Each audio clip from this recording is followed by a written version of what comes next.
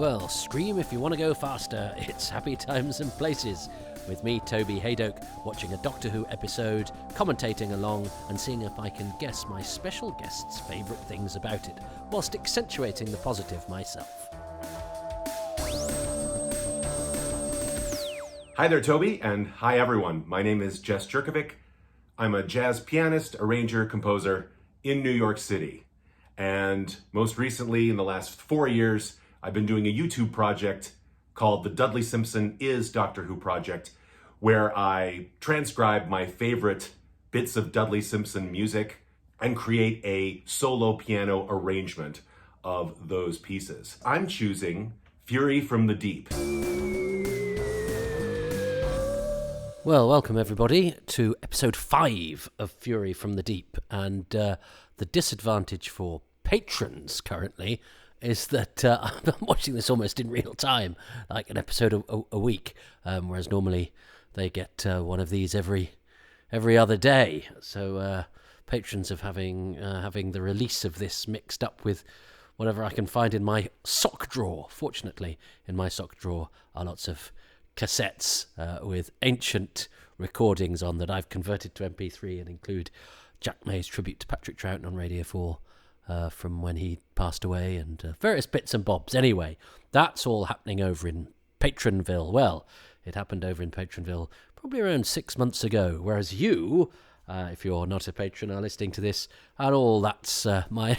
I'm currently a bit under the weather, and Shirley's very poorly too, so I've not been recording these as frequently as I would like. But the advantage of that for everybody is that I've sort of been picking up feedback between the episodes. So, hands up first, confession. I said that John Deere had said that the beach used in this was for the Jonathan Miller, Oh Whistle and I'll Come to You, My Lad. It wasn't. It was for the later BBC version of it. And that was my mistake, not John's. I misreported what he sent, and I don't want to sully his reputation as an expert on all things ghost stories for Christmas and / UK beaches of the 21st century. So yeah, that was my mistake, not John's. He told me the correct information, and in between reading it and opening my mouth, the wrong information came out. Happens more and more frequently these days. And also, archaeology, history, photography has made a liar of me. I was speaking truth when I said we have no photos of the human cast, the speaking cast, on set of Fury from the Deep. We have a few of the extras from the sort of sequences where the pipes explode with foam, etc., etc., etc., a few of the special effects bods, etc. And literally between recording this episode and the one before, Alamy suddenly out of nowhere produced a gorgeous picture of Patrick Troughton on the set of Fury from the Deep. These kinds of episodes, the later stuff, I wonder if it was from the filming. I can't think off the top of my head. They're very, very new. But also another one of no, because it's a BBC, it's not a film camera. So I think it's in the studio of around episode 5, because Megan Jones is there, chief engineer, back to camera. So there are not great shots of the guest cast, but having said, there are no shots of the guest cast, apart from that one of Victor Madden in the Radio Times, but that's a lost picture now, but we do have him in the Radio Times. So you know, if I lament that something isn't here, between episodes it turns up. So what a shame we don't have all 6 episodes of Fury from the Deep in pristine condition in the BBC archives. There, let's hope that history repeats itself. So how delightful that even now I could be talking about an episode of Doctor Who, and something new will pop up just on the internet, just thanks to the Alamy Photo Library, whatever they are. Yes, John Deere points out, because we left the action on episode 4 of Fury from the Deep with Doctor Who saying it's begun the Battle of the Giants, because he realised it was the end of the episode. And as John said, there is a Dad's Army episode called The Battle of the Giants. So so we can. It is possible to envisage a time where one will say that, even though I said at the end of last week I can't imagine a time where I'd say that. So yes, if I hike up my Dad's Army DVD box set, I could, just before I press play on that particular episode, or just after I've pressed play, say it's begun, the Battle of the Giants. Yeah, David Gillespie points out that Tom Baker calls Mr. Oak and Mr. Quill on the audio cassette of this a psychotic Laurel and Hardy. It's did Eric Saywood write the LinkedIn narrations of those? He did some of them, not all. But that's a good line. Psychotic. I don't know why I didn't think of Laurel and Hardy last week. I mean, they've been compared to that before, and rightly so. And I think I was all over the place trying to think of something saying and didn't alight upon the obvious one. It's sometimes the case when one's mouth is in overdrive doing this, trying to fill a vacuum of one's own silence, that the obvious, apposite, and indeed intelligent thing to say doesn't come. That's just the nature of the beast. And so, look, let's see if we can get to episode 5. Nigel Bromley says he wonders if Oak and Quill were the template for Winton Kid from Diamonds Are Forever. Well, I suppose Mr. Quill could be Crispin Glover's dad. Maybe they were. Let's see if we can find all sorts of exciting things to say as we froth at the mouth for episode 5. So I'm going to press play in 3, 2, 1.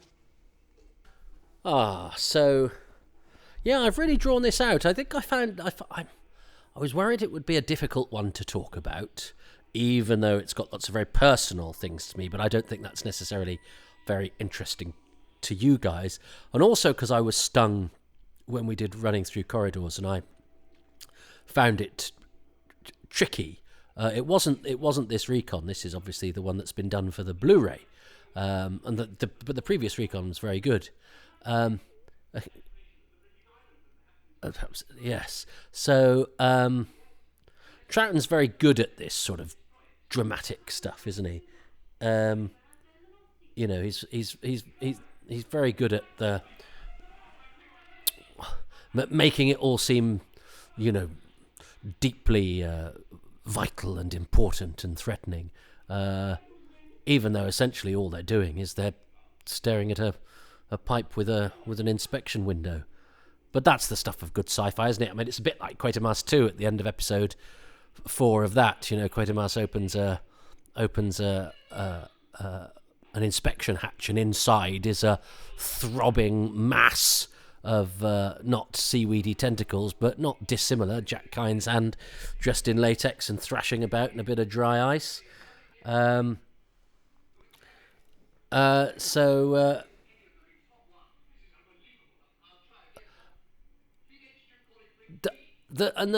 It's odd, isn't it, that because we're talking, the oil rigs are a kind of presence throughout, but we don't actually spend any time on them. I wondered if today, we would have scenes with Chief Baxter and with Carney and all of that sort of stuff going on. But actually, the fact that we're largely confined to here, means that we have, being cut off gives the sense of, even though it's the rigs that are the ones that are isolated, being cut off and unable to speak to the people you want to speak to, and of having to imagine what's happening to them is, the sort of noises off kind of threat that makes us use our imagination, which is part of the stock in trade of Doctor Who.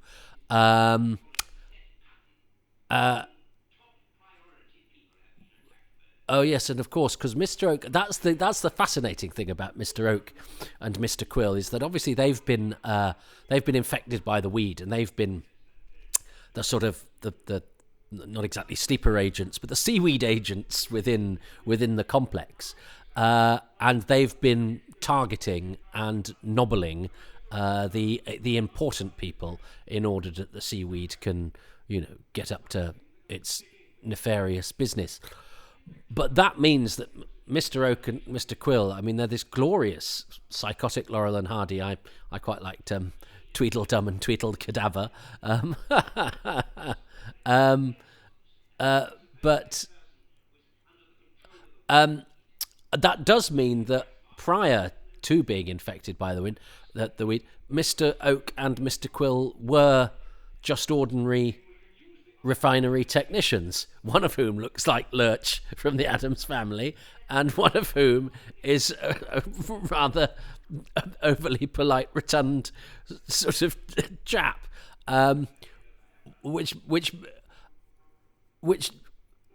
and look, they've got that wonderful silhouette. They're a great looking pair. They are really, but they are very incongruous. They don't quite exist outside the confines of this story, and I don't mind that at all, because I think they are a very, very effective and spooky presence and a great double act. But they are unusual. They are a tip into the surreal, which is quite unusual for this period in the show's history. They're a sort of bold left field maneuver that we don't really talk about. I think it's always discussed that they're effective and that they're I know one of Gary's criticisms of the book in that so influential on me, that Doctor Who magazine review of the book, saying they kind of disappear, which is a shame because they're such an important presence, and they do. This is their last episode. And I mean, Quill gets overcome, he gets defeated, but Oak just vanishes, never to reply to a letter I sent him. He was very old though by then, but we're still working, John Gill, still working right up to it.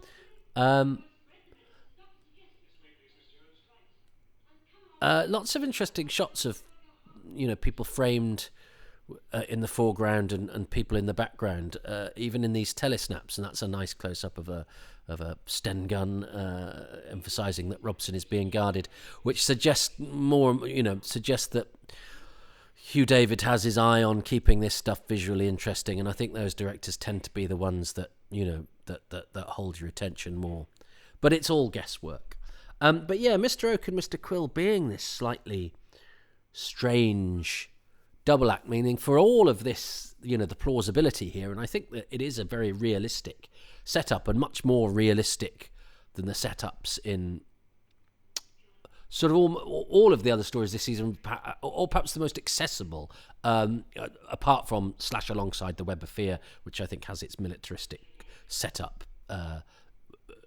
is painted very well. I mean, you have the comedy, the slightly sort of unctuous comedy relief in Chorley. He's a slightly larger than life character, and Travers as well. But all the soldiers are, there's no idiosyncratic characterization going on. Oh well, apart from Driver Evans, but still, it's sort of plausible and earthy. And this is, it's all a very serious intent here, and not trying to be sort of space age, as Tomb and Wheel have that, and Enemy of the World has the sort of futuristic thing going on. This is I like the relationship between these two, Robson and Megan. You believe that they've got a past. I think in the book, doesn't he, there's a suggestion that he's lost his family in a car crash, or he's lost his family a few years earlier. But I like this because she's sort of yelling at him and being hard on him, but actually they have a bit now, don't they, where she's the pullback and reveal is kind of, she's actually doing it for his, trying to snap him out of it. She's not doing it because she's being mean and bossy, and the fact that she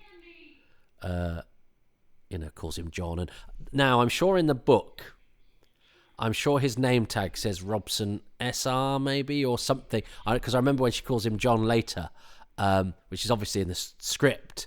By the time Victor Pemberton got to that bit, he'd forgotten that he'd just casually, when he had somebody spot the name tag, given him a different Christian name. But then again, or a suggestion of a different Christian name.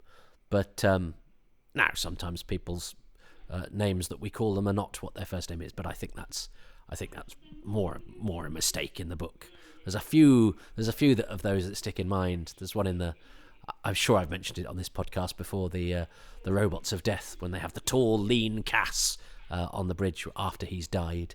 But yeah, I'm sure Robson's name badge he's not Robson J.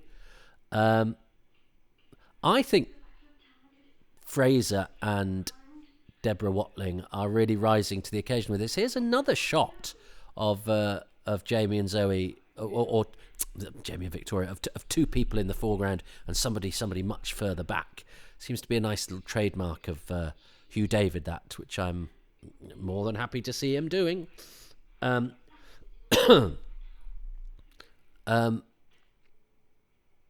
But seeing as the Battle of the Giants is about to begin, it's sort of, this is the calm before the storm, isn't it? They've, they're playing the waiting game. It's a shame we don't have sort of more of the sort of heartbeat. I think that was such an effective presence early on. You kind of want that. You want something in the sound, don't you? Emphasising the fact that something is a brewing and something is afoot. But Troughton brings with him a certain intensity, doesn't he, and a certain grim anticipation. A quiet, because he's very quiet when he needs to be, Troughton. Such a good actor. And yeah, Victor Madden, what a busy man he was. And yeah, as I say, he was still when he wrote to me. He had his school for public speaking. And I say this without giving away my my loyalties, but I believe I read I think Victor's featured in the Telegraph book of obituaries. I would not write. The Telegraph and I are not, I would say, necessarily compatible newspapers. Oh, here's a clip. I tried to identify this guard for somebody. I think it might have been for Gary, and I couldn't, because actually a lot of the guard extras aren't extras in anything else. But it's the extent actually of how much detail is gone into in some of these releases. Is that Gary asked me, so then I sent Margot Hayho, who's AFM, a message saying, I don't suppose you know the name of this guy, do you? And, delve here, look there, blumbly, blumbly, blum. I go to my old spotlights just to see. Extras don't usually advertise in Spotlight, but very occasionally one might have had a flush year, or have just got a new agent or something like that, was trying to break into speaking roles, and you sometimes see them in an edition of Spotlight, but then it'd have to be one of the ones that I've got, but I don't know until I start looking. And anyway, so that was an evening wasted. So yeah, Oak and Quill are kind of getting away, and this is their rather ignominious end. But that looks like a great, because he pulls that face so brilliantly. The bit where he grabs Jamie and sort of breathes the gas. Now again, if you were doing that these days, and I'd argue the same with the shot of Robson that we do have that clip of, you would ripple the picture effect slightly, wouldn't you? Because the gas breathing out is reliant on the actors opening their mouths and a sound effect, and it doesn't quite. It just needs that extra dimension to it, which you couldn't do in the 60s, but you would definitely do now. You might even show the gas, but I think you wouldn't. I think you just ripple the picture slightly for, when you can see gas, or when a horizon is hot or whatever. That kind of ripple of the picture that you do. But we have the first clue there, and that's a nice joke, isn't it? The Jamie thinks, Jamie hopes he's punched Mr. Quill out, but actually it turns out to be Victoria's scream, and that's a great wheeze, isn't it? That Victoria, in her last story, Victoria, the famous screaming companions, leather lungs, Deborah Watling, her scream is the answer to all of their problems. Now Robson's hand looks quite good in some of these pictures that we have, with the seaweed. I'm not sure it's quite so good in the little clips we have in the helicopter. But let's see. Now, nothing like a perspex panel shattering, And yeah, a torrential flood exploding from the pipe. That's what we want. Glorious. But that looks absolutely fantastic. Why didn't the Australian censors cut that? That would have been amazing. But all of that, and that's all you could do, with a bit, just spray a bit of foam about. But very exciting, very exciting. So what was my train of thought about 3 minutes ago? I was talking about something else, wasn't I? Before Mr. Oak and Mr. Quill ran off. Oh well, doesn't matter. But I'm sure I didn't finish a train of thought, for which I can only apologise. It's the nature of the beast. Troughton's very, very good at panic. And of course, the idea of having our gas supply as the cause of the threat is another, rather marvellous Doctor Who-y type thing. Something that we take for granted, something that we don't think about but know is there, is suddenly housing, the alien menace that could consume us all. And that's a very beautifully Doctor Who-y thing. But I'm still not sure if this is a typical story or an unusual one or a bizarre mixture of the typical and the unusual. And I was thinking it was getting a bit slow, but then we've just had, Robson kidnap Victoria. We've had we've had the confrontation with Oak and Quill, and we've got the foam bursting out. And Maggie's not been back, has she? I suppose she was in the beginning of episode 4, and I think she's not in episode 5, and so she just comes back at the end. Yes. So the mini moke. The mini moke is mentioned in the text here. Mini moke caused all sorts of trouble when we were doing Planet of the Spiders.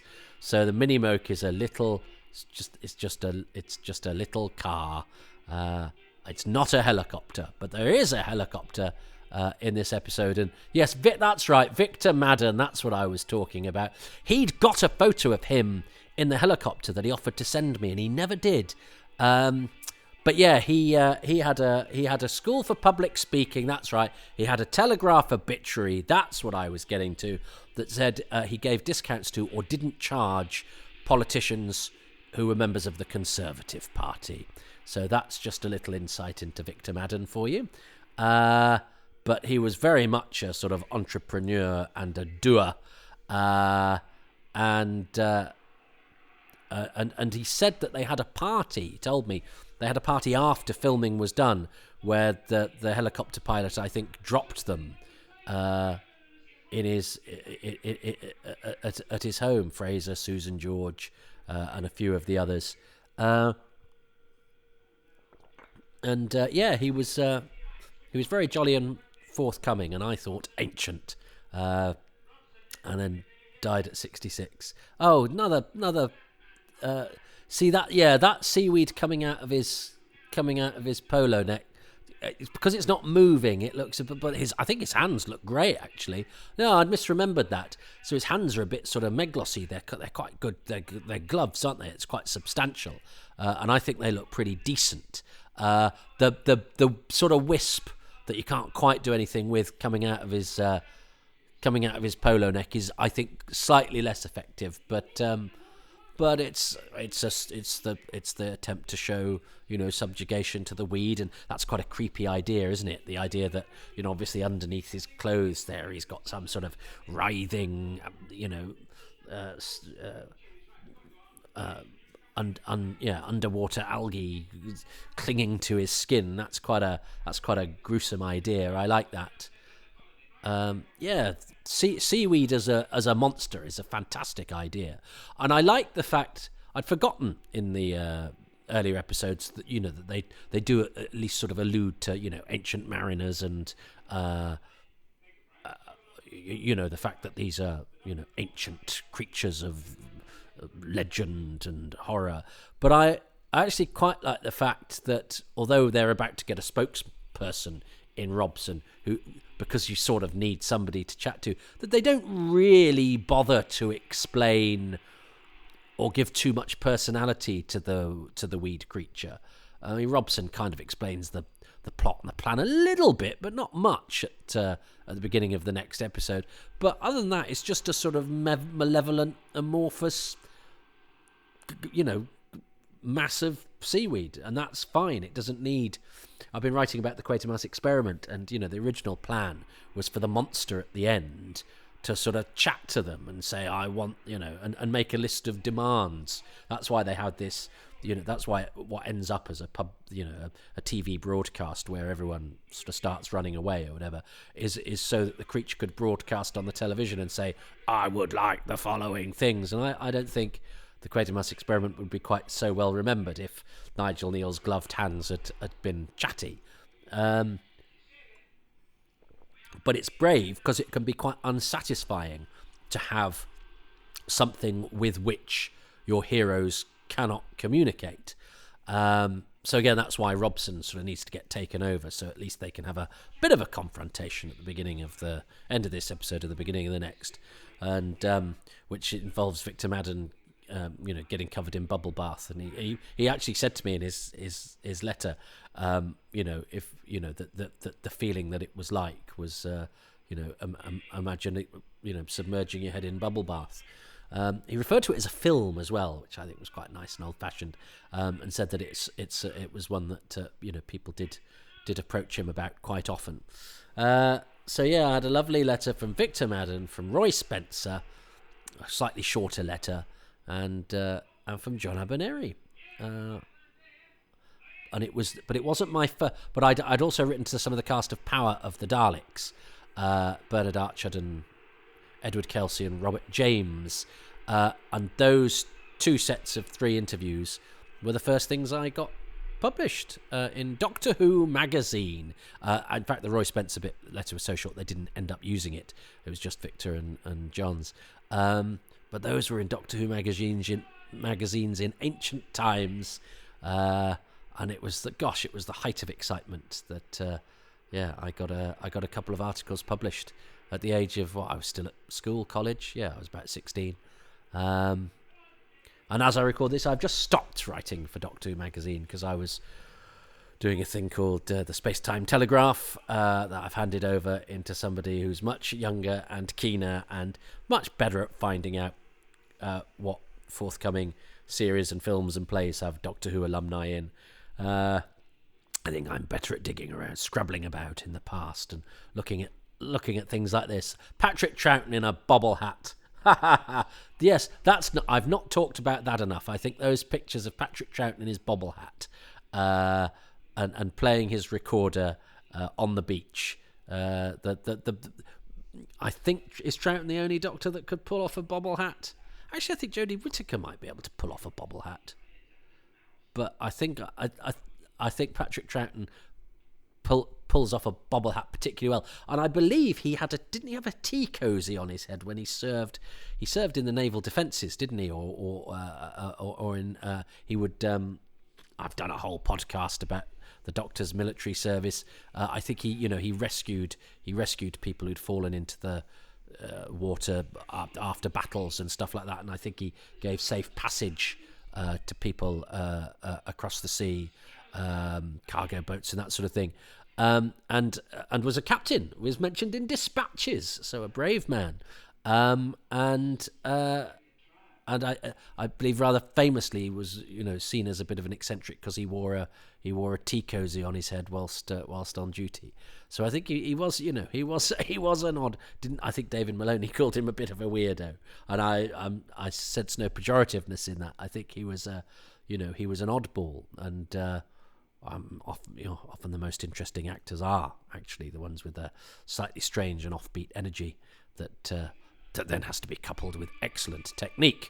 You don't want too wayward a performer, because all that energy has to be controlled and conveyed. Acting's not just about doing it and feeling it and being it. It's actually conveying it to the audience. So Now, that shot of Victor Madden looks pretty good, rising out of the foam, saying, "Doctor, you were expected." And again, in real life, that will either be a spooky image of this sort of looming parody of the human form, with this the sea foam clinging to it, or it's a man who's fully dressed and standing in bubble bath. Who knows? Well, we will know, because obviously we are so sad that episodes 1 to 6 of Fury from the Deep are missing, and that lament will call out and reverberate and prompt their immediate return. That's my plan.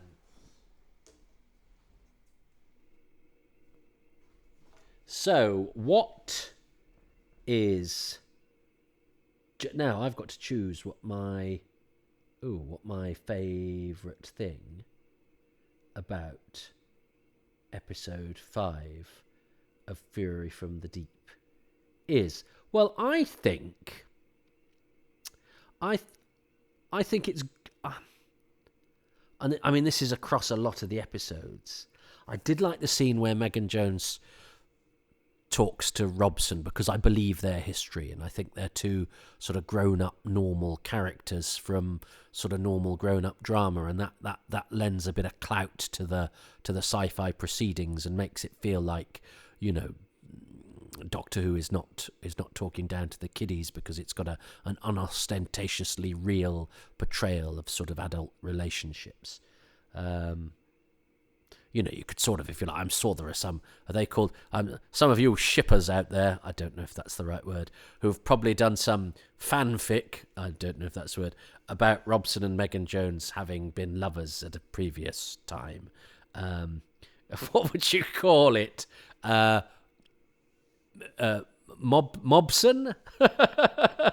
Megan Jones and Robson? Are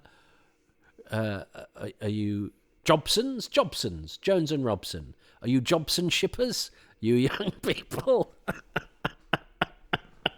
Oh dear. Hashtag not my gas refinery chief. Anyway, that you could, if you so desired. But yeah, maybe Megan Jones was driving past Robson's one day and saw that pampas grass, and the rest is history. But yeah, I like their relationship. I like the bit where the foam bursts out the pipe. I love the pictures that we have of that. That's pretty much all that we have of that. Well, we've got the sound, but you know what I mean. But those pictures look pretty good. I like the perspex breaking, the glass breaking, and the creature thrashing behind it. But I think... now, I like Victoria's scream. I must have been talking over it because I was waiting for it to happen. I love Patrick Troughton's delivery of the line. I don't think it was the punch that did it, because it wasn't James' brute force that knocked out Mr. Quill. It was Victoria's scream, which we will be coming to next episode as an important device. I suppose that could be... No, I think it has to be... That has to be for episode 6. I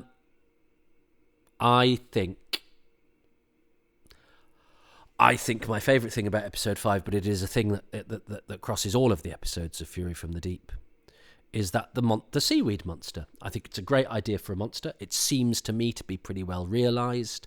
That its presence behind the glass, the fact that it's an amorphous glob that doesn't talk, and all of that, the fact that they don't over explain what it is and just let it sort of speak for itself or throb for itself. And it looks to me like Hugh David's done a pretty good job of keeping it fairly realistic. So I think my favourite thing about episode 5 is that the monster is a seaweed monster. It's unique to Doctor Who, and this is the only story in which, I mean, it's as I'm saying this claim to fame, it's a pretty tenuous one. It's like saying interactive menu. It's the only Doctor Who story with malevolent seaweed in it, but you know what I mean. It's not, and they don't. Well, it never comes back. But it's a very effective menace in this particular 6-part Doctor Who adventure. what does Jess Jurkovic? He won't have chosen the seaweed, I'm sure. Okay, we're into episode 5 now. The tension's really building, about to explode. We get the capture of Mr. Oak and Mr. Quill, where their music is played at like twice the speed, which is pretty hilarious. There's the weed breaking through and overwhelming the pipeline room, which, although we have just pictures, looks amazing. And then we have a really great cliffhanger. But not only that, the build-up to that, there's a minute or two of the Doctor and Jamie on the control rig trying to find Victoria, but trying to be stealthy. Really beautiful in terms of building up the tension. My favorite element of episode 5 is the one moment of repose in this episode, and that's when Megan Jones goes to see her old friend Robson in his cabin to try to get through to him. He's under the control of the weed, but he's sort of incapacitated. He's just laying in his bunk, not doing anything. And so she hopes to reach him because they're old friends. And she tries various tactics. She tries to be a little firm. She tries to be a little tender. She tries various tactics, and then she gets through by appealing to Robson's egotism and saying, basically, I'll demote you and kick you back to the rigs if you don't pull it together. That's what reaches him. But just for a minute. And it's actually at that moment that at last I can have sympathy for Robson. It's really just easy to dismiss him as, as I said earlier, to put it nicely, a piece of work. You can see that he's a man way out of his depth, and now also being overtaken by this parasitic force, and he is overwhelmed by it. He can't get out of it. And that scene is really kind of lovely because, again, a character-driven moment. I always enjoy those. I appreciate when stories are able to do that, and I don't feel like it slows down the story. I feel like it makes the story better when we get that sense. And so, love that scene, love that moment of quiet. Oh, I nearly chose that bit, and I didn't. I chose the seaweed monster instead. But I do love that scene, and I think Margaret John and Victor Madden are very, very good. But unfortunately, yes, I didn't choose that. I exited that that scenario and just chose the seaweed instead. Doesn't matter, does it? Even though Jess and I have been pretty close on occasion, and a couple of my very kind patrons have said to the bits where I said, I'm not sure I get the point for that. I've gone, no, you do. And wouldn't it be appropriate if I actually won with Fury from the Deep, because this is the story that was my first ever favourite Doctor Who story, and the one I championed, and the first one I knew the cast list of, and for so many reasons, good and bad, of my identity as a Doctor Who fan. But I'm sure I'll talk about that more next week as we come to the climax of this story that is an important one to me for all sorts of reasons, and yet none that I deserve to own, because I've never seen it. I wasn't alive when it was on. There've been no occasions where it's sort of been broadcast or coincided with with the timeline of my life or anything like that. But for some reason, this mixture of all its different elements have somehow ended up to contrive for a period to make it my cause. I want everyone to love Fury from the Deep because it's the story people don't know is great. Well, people didn't know because they'd not seen it, but what I didn't let on, it was nor had I. But I mean, obviously I did let on. I knew. Anyway, we'll talk about that next time. I don't mind choosing the seaweed because I haven't talked about the seaweed that much, and it is the bad guy, and it's a good bad guy. And again, it's one of the many unique elements of this story that make up what is quite an unusual beast. So we've got one more episode of Fury from the Deep left. Let's hope I can continue my love for it, and that the bubble, or I mean, there's quite a lot of bubbles, doesn't burst. Well, thank you so much for listening to Happy Times and Places, which is presented by me, Toby Hadoke, and my special guest, Jess Jurkovic, who can be found on Twitter at Jess Jurkovic. I'm grateful to Jess and to the patrons who make these podcasts possible, and they include Andy Larson, Stephen Moffat, Stephen White, Sydney Wilson, Andrew Willis, Michael Williams, Rich Wiggins, Adam Westwood, Gary Wales, Apollo C. Vermouth, Sabrina Tirabassi, Nick Temple, Neil Tate, Stephen, all small case, no surname, Matt Sawyer, that's not his surname, Matt Sawyer, Jim Sangster, Mark Sandon, John Rivers, Dylan Rees, Scott Pride, Kevin Parker, Jonathan Potter, Keith Pirrie, Melvin Pena, Dave Owen, Graham Knott, Matthew Newton, Jonathan Molyneux, Nathan Moore, Stuart Mitchell, Rossa McPhillips, John McClay and Jason Mayo. The music is by Dave Gates and the artwork by Dylan Patterson. If you would like to join that list of patrons, you can do so by going to patreon.com/Toby Hadoke. Having your name read out is one of the gifts that you are bestowed for bestowing upon me your largesse and generosity. You get your name mentioned more the higher up the tiers you go. But generally, the tier thing is of very little importance. Most things, most advantages, most gifts, most bonuses. What are the bonuses, Toby? You get bonus material, you get exclusive releases, you get a whole podcast just to yourself called Far Too Much Information, and you are in advance of the non-patrons with the normal releases 6 months ahead with Happy Times and Places, and about a month or so with Too Much Information and Indefinable Magic. All of that is available on every tier, including the lowest one, which is £3 per month. And every tier is available at 10% less if you sign up for a year. So that's patreon.com/Toby Hadoke. Now, it may be that you don't want to commit to a monthly thing and just can be doing without any of those pesky bonuses, in which case you can go to kofi.com/Toby Hadoke and basically throw...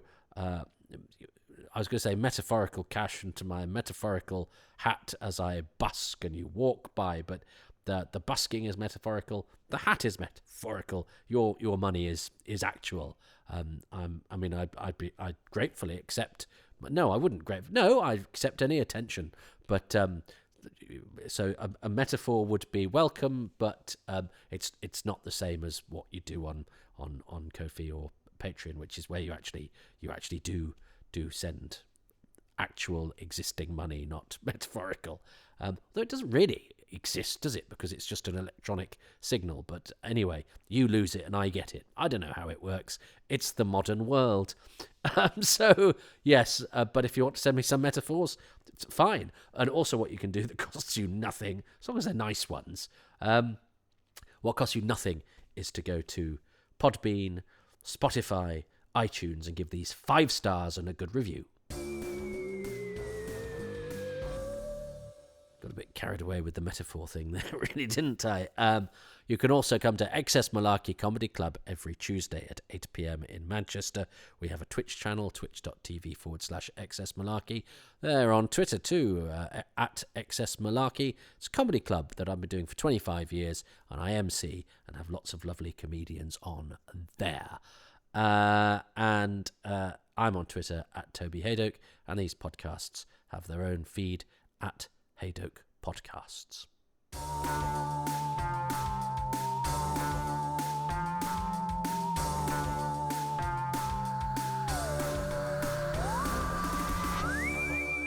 I'm going to be brief tonight because I'm a little bit tired and not in the best of health. Nor is Erin Dawes upstairs. Oh, God, she's a catalogue of illnesses, to be perfectly honest with her.